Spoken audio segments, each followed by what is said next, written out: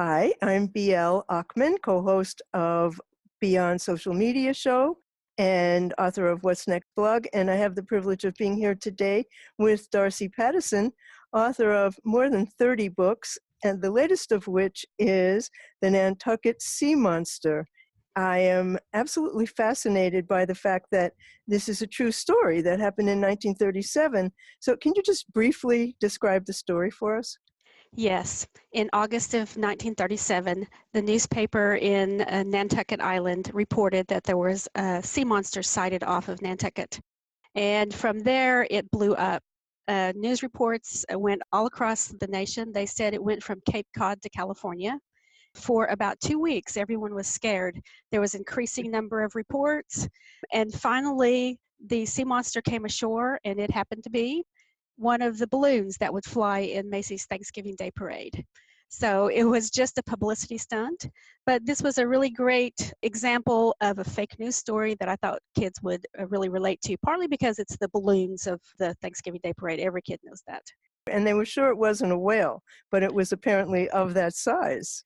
In part of the research, I went back and I really studied the newspaper accounts of the time period, especially the newspaper on Nantucket. And I found that in March of that year, the Nantucket Island created a publicity committee.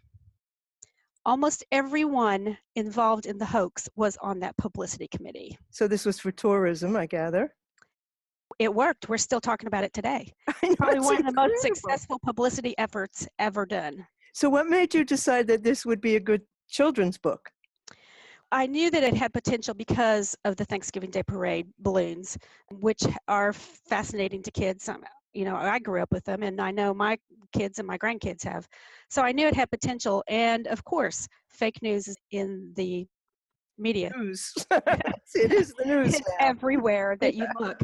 And kids need a non-political way to talk about it, because no matter what teacher I would talk to, they would be on one side or the other of the political spectrum, and they would want this story slanted their direction. Well, that doesn't work in a discussion with kids. You need something that's non-political, that isn't going to pull one way or the other, and still classroom teachers can take it where they want to. What grade level is this being used at right now?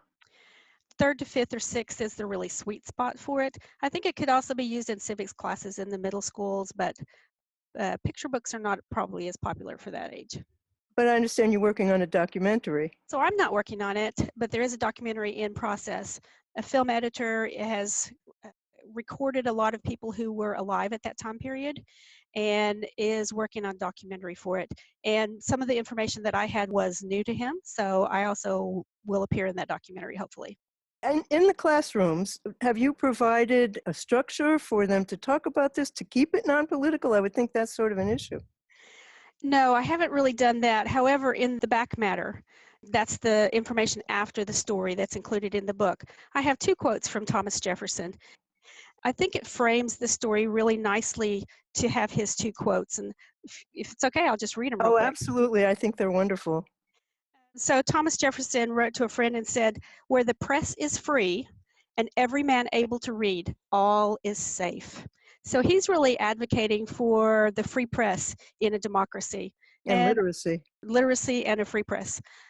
And so I believe strongly that we need that free press. However, he also later wrote to a friend and said, "Nothing can now be believed which is seen in a newspaper." Wow, is that prescient? I think what he's doing there is he's laying out the necessity for a free press and yet the dangers of a free press and the cost that we pay to have that free press. If we have a free press, they can publish what they want. I think that the conversations that children will have about this will be backed up by the current events. That's the beauty of it. It's also beautifully illustrated. I think the writing is just really, you can get right into it at any age, because I read it going, what? It was really well done and engaging, and I really look forward to seeing what happens as this book spreads. Hopefully spreads across the country the same way the story of the Nantucket Sea Monster From did. Cape Cod to California. Yeah, fascinating. Thank you so much. Thank you.